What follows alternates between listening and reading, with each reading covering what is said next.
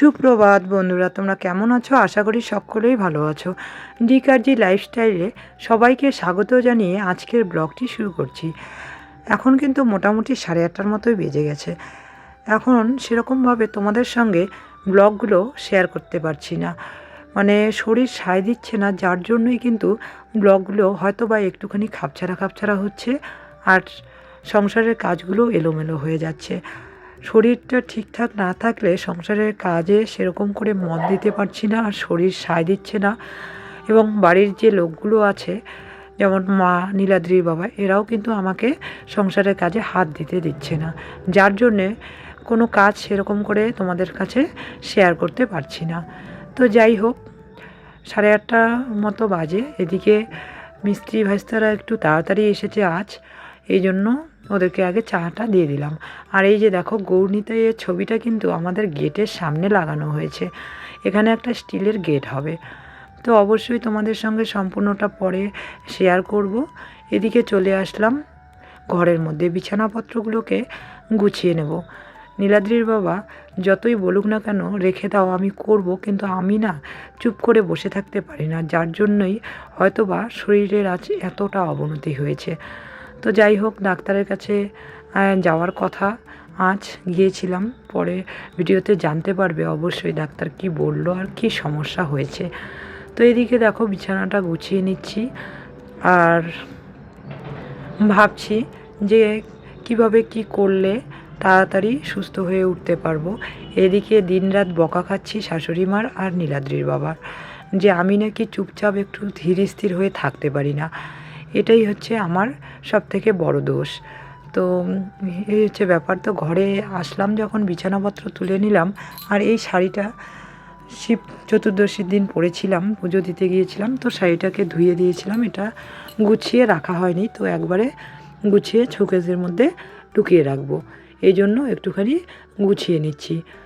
আর বাড়িতে পরা জামা কাপড় তো টেবিলে গুছিয়ে রাখি, কিন্তু যেগুলো উঠোনো জামা কাপড় সেগুলো তো আমি একবারে ঢুকিয়ে রাখার চেষ্টা করি। কেননা বাইরে যতই তুমি ধোয়া জামা কাপড় রাখো না কেন, ইউজ না করলে কিন্তু কীরকম একটা যেন ধুলোবালির আস্তরণ পড়ে যায়। রোজ দিনই ঝাড় দেওয়া হয় তারপরেও। আর এই মুহূর্তে তো বাড়িতে প্রচণ্ডই ধুলোবালি চলছে, মানে সব সময় মাথায় একটা গামছা দেওয়ার চেষ্টা করি, কিন্তু মাথায় গামছা দিলে না আমার মাথাটা গরম হয়ে যায়, যার জন্য গামছা দিতে পারছি না আর কি। আর যখন টাইলসগুলোকে ওরা কেটে সাইজ করে, তখন কিন্তু সম্পূর্ণ বাড়িটা একদম ধুলোয় একদম ধুয়ো ধুয়ো হয়ে যায়।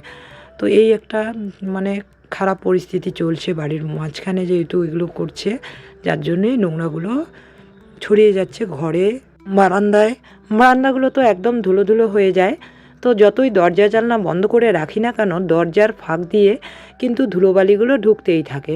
আর কি বলো তো, আমার তো কাঠের বেড়া, এই জন্য কিন্তু কাঠের ফাঁক দিয়েও ধুলোবালিগুলো ঢুকতে থাকে। আর কালকে যেহেতু শরীরটা খুবই অসুস্থ ছিল, এই জামা কাপড়গুলো মানে নীলাদ্রির বাবা সব আলনার মধ্যে মানে মেলে মেলে দিয়ে রেখেছিল। তো ভাবছি যে আজ একটুখানি এগুলো গুছিয়ে রাখি, আর এলোমেলো থাকলে একদমই ভালো লাগে না।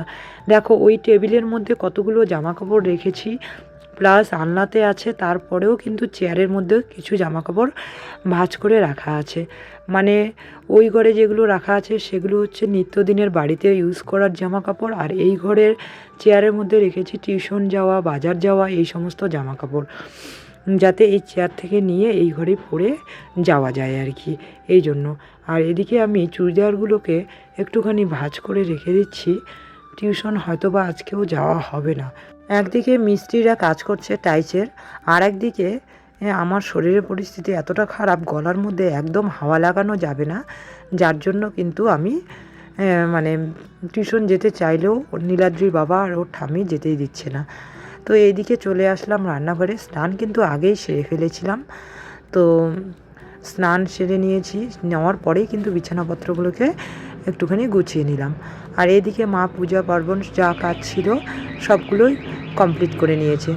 মায়ের কাজ করার পরেও আমার কাজেও কিন্তু মা হেল্প করে দিচ্ছে, যেহেতু আমার শরীরটা খুব অসুস্থ, যার জন্য। আর আমি এদিকে উনুনটাকে ধরিয়ে নিলাম এবং ডালটা বসিয়ে দিলাম। আজ কিন্তু রান্নাঘরটা সেভাবে মানে মোছা হয়নি, তো মা বলছে একদিন না মুছলেও চলবে, আজকের দিনটা এমনি করো, এত জল কাদা হাতাতে হবে না।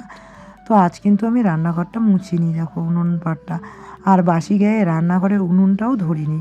তো যার জন্য কিন্তু উনুনটা আজকে মানে অমনি রান্না করছি। যদি বাসি গায়ে ধরতাম তাহলে তো মুছে ফেলতে হতো। তো দেখো এদিকে ডাল সিদ্ধ হয়ে গেছে, ডালটাকে সম্বাদ দিয়ে নিচ্ছি। আর কি বলো তো, মানে মিস্ত্রিরা কাজ করলে ডালটা নিত্য একটা সবজি, ডাল রান্না না করলে চলেই না।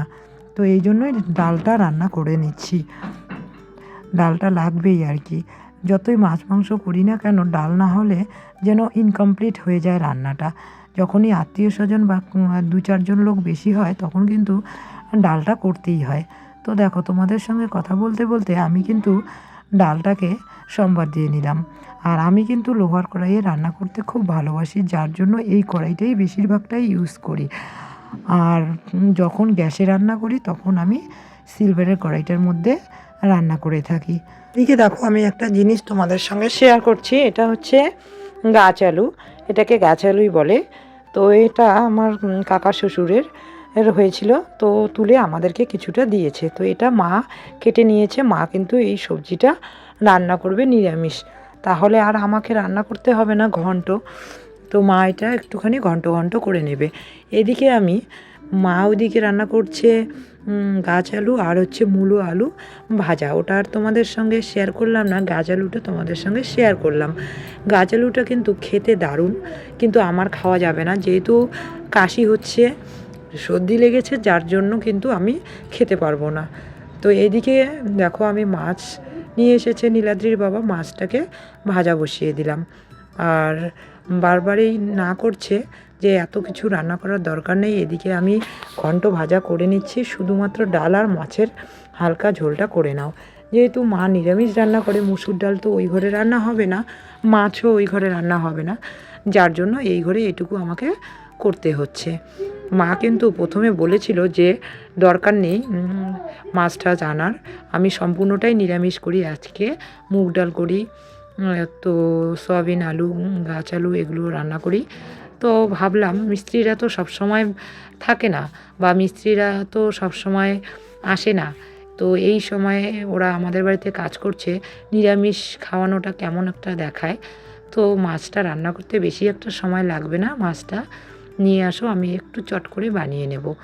তো এইদিকে দেখো মাছ ভাজা বসিয়ে দিয়েছি, আর হালকা পাতলা করে মাছের একটা ঝোল বানিয়ে নেব। নিজে কিন্তু যেমন তেমন রান্না করে খেলেও হয়, কিন্তু যখনই একটা লেবার বলো আর বাইরের লোক থাকে, তখন কিন্তু তাদেরকে নিরামিষ বা যেমন তেমন রান্না দিতে ইচ্ছা করে না, মানে মনের মধ্যে একটা সংকোচবোধ কাজ করে। তো যাই হোক, মাছটা কিন্তু মোটামুটি ভাজা হয়ে গেল, নামিয়ে নিচ্ছি। আর মাছের যে তেলটা রয়ে গেল, ওই তেলটার মধ্যেই কিন্তু মাছের ঝোলটা বানিয়ে নেব। আর এই মাছটা হচ্ছে ভেটকি মাছ, আর নীলাদ্রি একটুখানি তেল জাতীয় মাছ খেতে ভালোবাসে, আর রুই মাছটা সেরকম করে খেতে চায় না, যার জন্য কিন্তু আমি নীলাদ্রির জন্যই এই ভেটকি মাছটা আনতে বলি। আর এদিকে দেখো আমি কিন্তু মশলা করে নিয়েছিলাম, আদা কাঁচা লঙ্কা জিরা বেটে নিয়েছিলাম, এটার একটু ভেজে নিয়ে হালকা করে ঝোল বানিয়ে নেব। এবার ভাবছি যে আমি তো মাছের ঝোলটা বানালাম, এখন তো আমাকে ধনেপাতা লাগবে, একটুখানি ধনেপাতা দিলে মাছের ঝোলের কিন্তু ফ্লেভারটা অন্যরকম হয়। তাই মোবাইলটাকে অফ করে দিয়ে জমিতে চলে গেলাম, জমি থেকে কয়েকটা ধনেপাতা তুলে একবারে কলের পাড়ে পরিষ্কার করে ধুয়ে নিয়ে আসলাম। নিয়ে এসে এখন কিন্তু এই যে মাছ ভাজাটা ঝোলের মধ্যে দিয়ে দিচ্ছি, তারপরে ধনেপাতাটা কেটে কেটে দিয়ে দেব। আর জমিতে নতুন করে ধনেপাতা হচ্ছে, তো ধনেপাতাটা অল্প একটু তুলে নিয়ে আসলাম, কেননা এখন সময় নেই, যেহেতু মাছের ঝোলে প্রায় হয়ে এসেছে, যার জন্য বেশি একটা তুলে নিয়ে আসতে পারলাম না, রাতের জন্য আর কি তুলে নিয়ে আসিনি। তো দেখা যাক কি হবে রাত্রে, সিদ্ধ ভাত হলে তো ধনেপাতার প্রয়োজন নেই। তোমাদের সঙ্গে কথা বলতে বলতে কিন্তু আমার মাছের ঝোলটা হয়ে গেছে। এই যে দেখো মাছের ঝোলটা নামিয়ে নিলাম, মাছের ঝোলের কালার কিন্তু হালকাই হয়েছে, কেননা কাঁচা লঙ্কা দিয়ে রান্না করেছি। তো ডাক্তার তো একদমই না করেছে শুকনো লঙ্কা খেতে, আর শরীরটা যেহেতু ভালো না, যার জন্য হালকা পাতলা রান্না করছি। আর যে মিস্ত্রি ভাজতে কাজ করছে তার একদম শুকনো লঙ্কা খাওয়া নিষেধ, তো চলো রান্না শেষ, তোমাদের সঙ্গে একটু শেয়ার করি কতটা কি কাজ হচ্ছে। এই যে দেখো, এই যে সাইডের টাইলসগুলো লাগানো হয়ে গেছে, উপরটা কালার হবে। আর দেখো ভিতরের মেঝেটা কমপ্লিট হয়ে গেছে। আর এই যে দেখো, এই যে ফুলের যে বিটটা দিয়েছে খুব সুন্দর লাগছে, কিন্তু কাছের থেকে আর কি করা হয়নি ভিডিওটাই। তখনও ওরা কাজ করছে, ভিতরে ঢুকে ভিডিও করতে অসুবিধা হচ্ছিল, মাত্র লাগিয়েছে, যার জন্য কিন্তু তোমাদের সঙ্গে সেভাবে শেয়ার করতে পারলাম না। এদিকে দেখো আমি মিস্ত্রিদেরকে খেতে দিয়ে দিয়েছি, ওদেরকে আর তোমাদের সঙ্গে শেয়ার করিনি, কেননা ওরা লজ্জা পাচ্ছে, যার জন্য গ্রামের মানুষ বুঝতেই তো পারো, সবাই সবটা করতে চায় না। তো এইদিকে দেখো ওদের খাওয়া দাওয়া শেষ, ওরা আবার কাজে লেগে পড়েছে। আর যেহেতু কাজ করছে সেহেতু ওর মাঝখানে গিয়ে ভিডিও করাটা একটু অন্যরকম হয়ে যায়। তো দেখো খাওয়া দাওয়া করে নিলাম একটুখানি, মিস্ত্রিদেরকে খাওয়া দাওয়া দিয়ে দিয়েছিলাম এর আগেই। তো নীলাদ্রি, ওর বাবা আর আমি একটু পরে খেলাম, কারণ সকালে আমরা খেয়েছি আর শরীর ভালো না থাকায় খাওয়া দাওয়াটা সেরকম করে ভালো লাগছে না। তো বাইরে চলে আসলাম, বাইরের দিকে একটুখানি। এই যে জামা কাপড়গুলো সকালবেলা কেচে দিয়েছি, তো এগুলো আর তোমাদের সঙ্গে শেয়ার করা হয়নি, তো এগুলোকে তুলে নিয়ে যাব।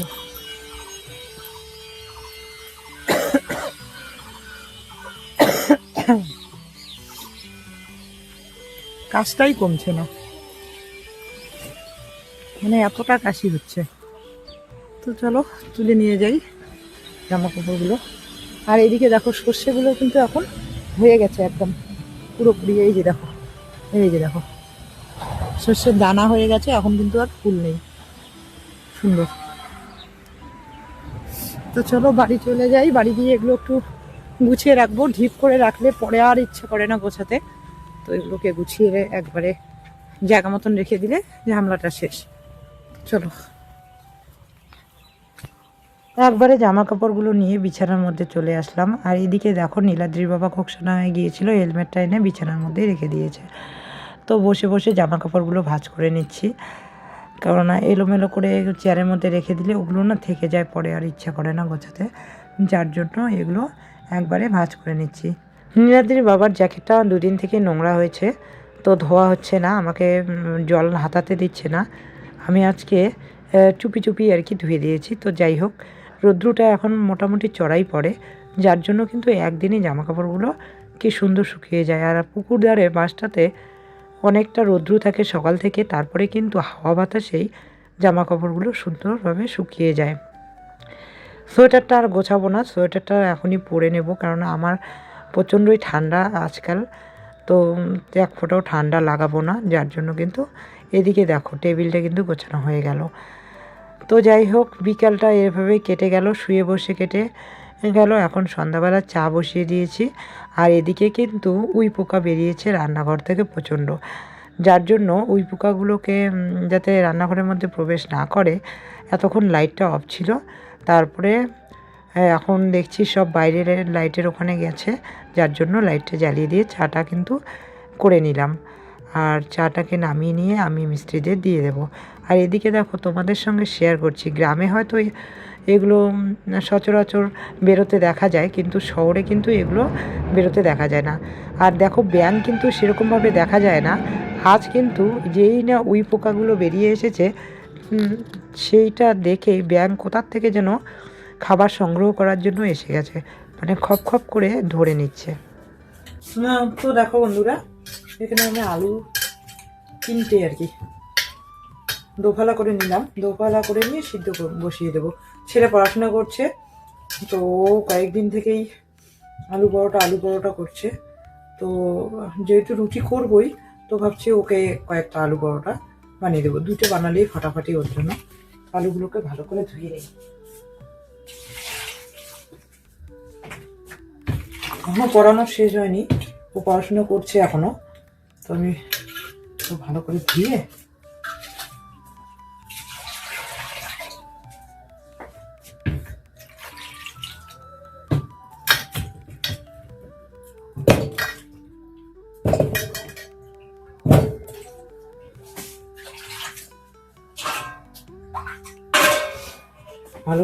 নিলাম, ধুয়ে নিয়ে এটাকে বসিয়ে দিই।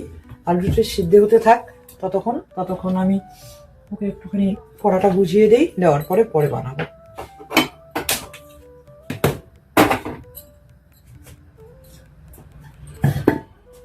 পরোটাকে বুঝিয়ে দিয়ে চলে আসলাম। এদিকে দেখো আটা কিন্তু আমি টেকে নিয়েছি, আর এখানে পরিমাণ মতো লবণ আর একটুখানি জোয়ান দিয়ে দিচ্ছি যাতে হজমটা ভালো হয়। আর তখন কিন্তু ভয়েসটা দিয়েছিলাম, কিন্তু মানে এতটা মানে কি বলবো, ছেলে জোরে জোরে পড়ছিল, যার জন্য ভয়েসটাকে মিউট করে আবার কিন্তু ভয়েস দিতে হলো।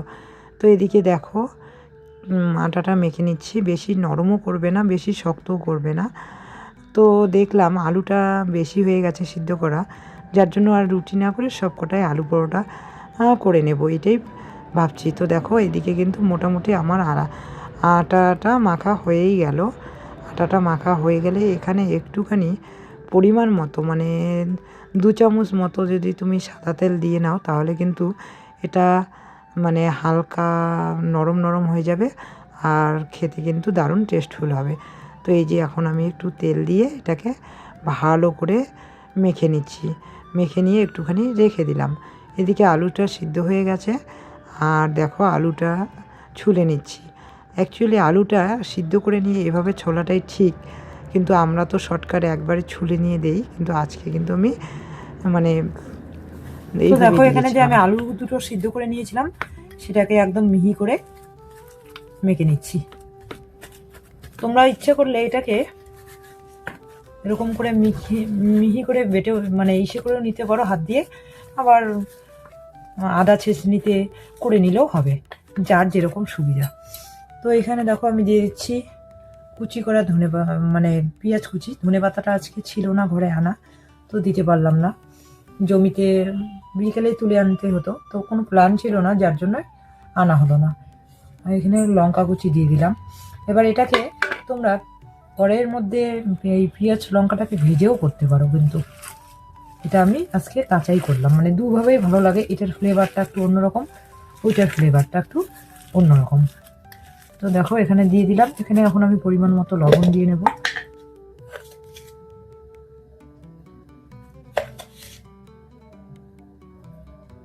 বেশি হয়ে যাবে।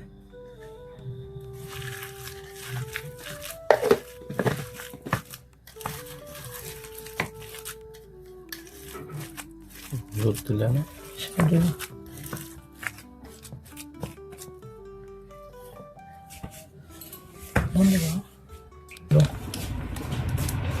এক চামচ মতো। এখানে একটু মিট মশলার গুঁড়ো দিয়ে নিচ্ছি হালকা করে।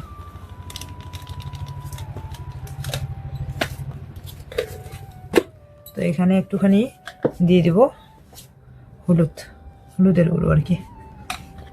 তো হয়ে গেল। এটা তোমরা দিয়ে ভেজেও নিতে পারো কড়াইয়ের মধ্যে, আর না নিলেও কোনো ব্যাপার না, এক একজন এক একভাবে বানায়।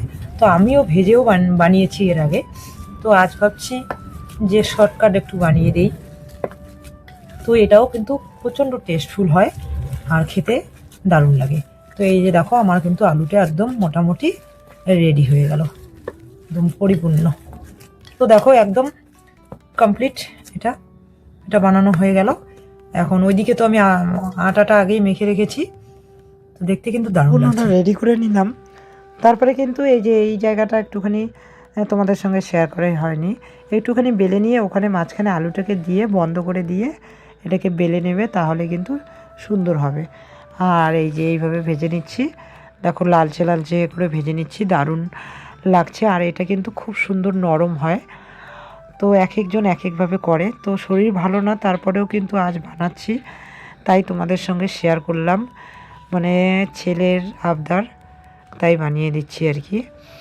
তো পরে আর একদিন অবশ্যই আর একভাবে তোমাদের সঙ্গে শেয়ার করব। আলুর পরোটা এক একভাবে করা যায়, তো আজকে শর্টকাট করে বানালাম, কেননা এত কিছু মানে তরকারির মতো করে যদি আলুটাকে রান্না করে বানাতাম তাহলে হয়তো আরও টেস্টফুল হতো, কিন্তু এটাও কিন্তু টেস্টফুলই হয়, কেননা সিদ্ধ আলু ওটা যখন আর রুটিটার মধ্যে তোমরা আটার লেচিটার মধ্যে ঢুকিয়ে বেলবে, তখন কিন্তু তেল দিয়ে ভাজা করলে ভাজা হয়ে যায়। এটাও কিন্তু একদম দারুণ টেস্টফুল, মানে সময়ের মধ্যে কিন্তু বানালে এভাবে বানালেও তোমরা বানিয়ে খেতে পারো।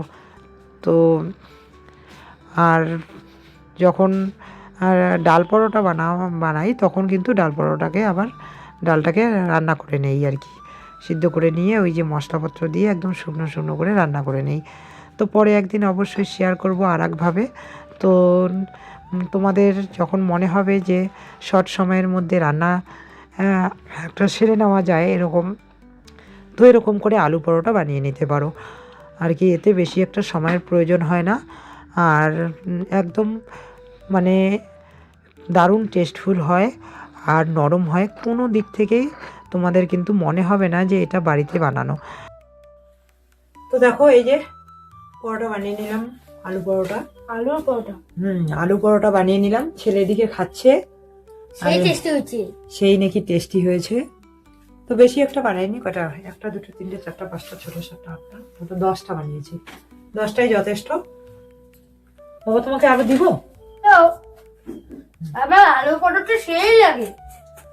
ওর আলু পরোটা খেতে খুব ভালো লাগে। তো আমি এদিকে কিন্তু ভাত খেয়ে নিচ্ছি একটুখানি লবণ তেল পেঁয়াজ দিয়ে এবং আলু সিদ্ধ দিয়ে, কেননা আমার ওষুধ আছে।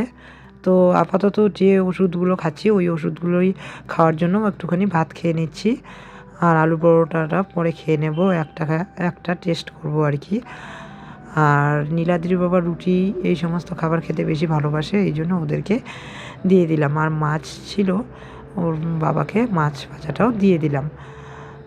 এই দোকান থেকে কিনে আনার থেকে মানে কম সময়ে এইভাবে বানিয়ে খেলে কিন্তু কোনো সমস্যা হয় না। যাই হোক বন্ধুরা, খাওয়া দাওয়া হয়ে গেল, এখন শুয়ে পড়বো। সব কিছু শেষ, বিছানাপত্র ঝেড়ে নিলাম। এখনও দক্ষিণের রুমেই আছি, ওই ঘরে বিছানাটা রেডি করে নিয়েছি। তো ভিডিওটা আর বাড়াচ্ছি না, আজকের ভিডিওটা এই পর্যন্তই। তোমরা সকলে ভালো থেকো, সুস্থ থেকো। আর আমার ভিডিও যদি তোমাদের ভালো লাগে লাইক কমেন্ট শেয়ার করে দিও, আর যারা নতুন তারা সাবস্ক্রাইব করে পাশে থেকো।